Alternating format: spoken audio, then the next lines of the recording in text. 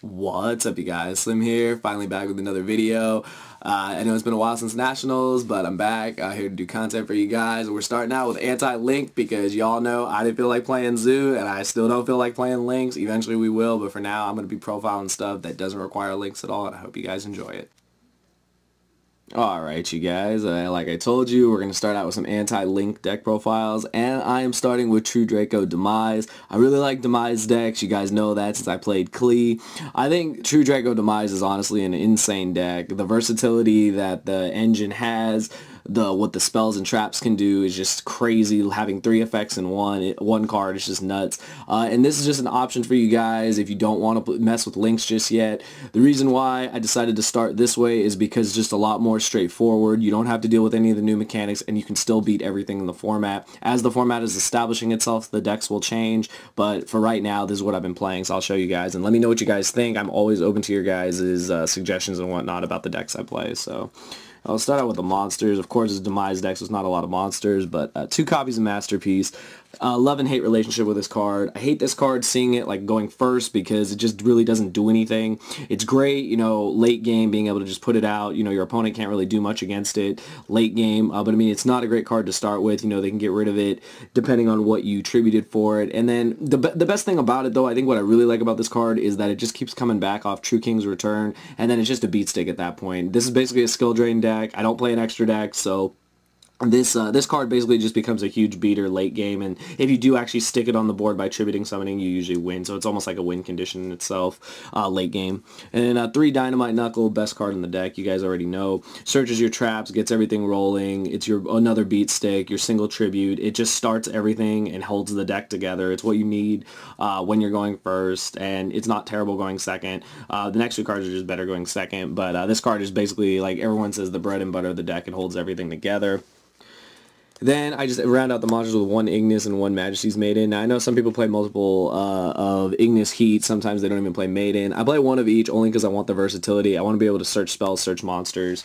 I just like that. I like the fact that Ignis searches basically your Pot of Avarice or your Super Rejuvenation, but I also like the fact that if I don't have a monster, I can get to it with Maiden, because you really just want to see Dynamite Knuckle ASAP. And it's also not bad if you are in the late game, like I said before, and you just are searching Masterpiece. So it's pretty versatile. It keeps everything, you know, very simple. Just a low monster count. Should be, I believe, 7 monsters. We are playing Demise, so self-explanatory on that. On to the spells. Of course, 3 Diagram and 3 Terraforming, so basically 6 copies of Diagram. I don't need to explain that. You guys already know.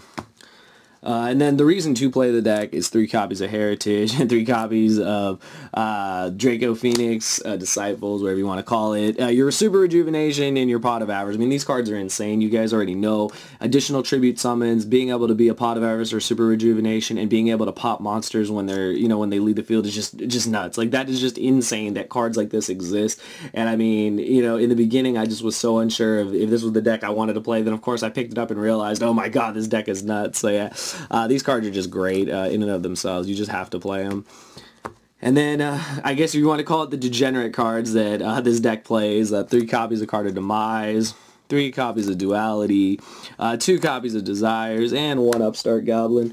Now you guys are probably wondering, why the Demise, I mean not the Demise, why the Desires, because I believe when I originally profiled this deck, I wasn't playing Desires, but I'll explain. So I don't need to explain these. This card is insane. This card searches everything, and then Upstart makes it 39. But the reason I put Desires in the deck was that I was realizing that +1 is huge, and if you learn how to play this deck, in the beginning I didn't know what the hell I was doing with this deck, and it just took me a while to get it down, to get the sequences down. And then when you get all your sequences down, and then you're desiring, and you're getting a +1, you're digging deeper into your deck, and you're seeing your traps, you're winning that game. So that's why I played this card. Honestly, at this point, I feel it's just self-explanatory. Every deck is trying to play as many +1s or as many cards that give you advantage against your opponent. So that's it for the spells. And then for the traps, I play all 6.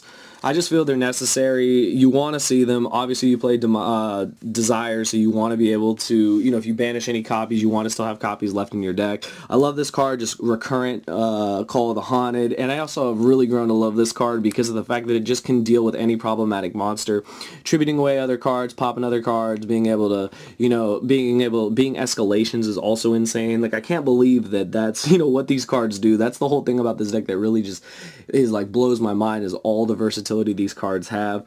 You know, like I said, being escalations, being able to destroy monsters, and being able to have some pretty nifty effects, recurrence and shrink. I mean, that's just nuts. So like I said, you just have to max out on all the good cards in this deck, which are the True Draco cards. I am still playing 3D Barrier. Now, the reason why is because at locals levels and stuff like that, people are still, you know, adapting into the new format. They're still playing Zoo. They're still playing, you know, just anything that D-Barrier can hit. Now, obviously, as the format progresses, with Code of the Duelist coming out, you know, things are going to change. Links, you know, are going to get more support. Other decks are going to get more support. And D-Barrier might be a card that'll end up in the side deck, but for now, I keep it in the main deck, just based off what I've played against. And I really like it. You know, it has that ability to just stop your opponent's turn, or being able to just stop something that gets in your way. So I really like it, but I could see this card definitely changing to the side deck in the future. But who knows? We don't know what the format will shape up to be. And my last three cards are basically 3 skill drains. I'll tell you right now, I probably would put a D-Barrier to the side deck and then play a third Monarch's Erupt. Obviously, I got this idea from Nationals for one of the first deck profiles I did. The guy was playing all 4 skill drains. This card is just insane. We don't play an extra deck. This basically just shuts down your opponent. They can't do anything, and of course, skill drain being skill drain, why would you not want to, you know, max out on copies, or at least play 3 copies of skill drain like we did back in the day? What I really like about this is that it makes this deck a real stun deck. It makes it play like Klee did. It makes it play like Malefic's did, where you just flip skill drain and you're just beating down your opponent. There's not much they can do, and eventually you just, you know, the game just snowballs out to where you just win.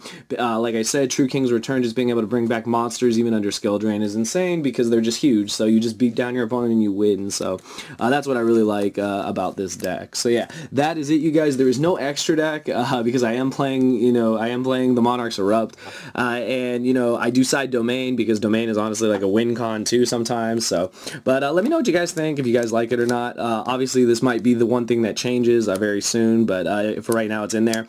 And like I said, I started with anti-links. I think it's a lot easier to start out anti-links. It keeps you basically in the same format, and you're just playing and the same mechanics, and you're just trying to shut down your opponent so they can't even really play the new mechanic. Now, I know you guys may think that's really degenerate, but right now, you know, with everything changing, everyone's going to complain about links. They're either going to love them or hate them. It's like, if you don't want to deal with that, play this, or play Domain, or play something like that. Shout out to my brother Sam. You know, he has a great Domain deck profile up. I'm also going to be profiling Domain soon as another anti-link deck. I'm also going to be profiling Mermails, probably for one of the first times ever. I'm going to have my brother Jerry help me with that. I've never actually profiled Mermails because I've never wanted to play the deck, but it is an anti-link deck. So if there's other decks you want to see, like Dark Magician or anything that doesn't really require links. I know they can play links. They play it in the OCG, but I mean, there are a lot of deck options that don't require links. So if you guys want to see anything like that, just let me know in the comments below. I just really, really like this deck.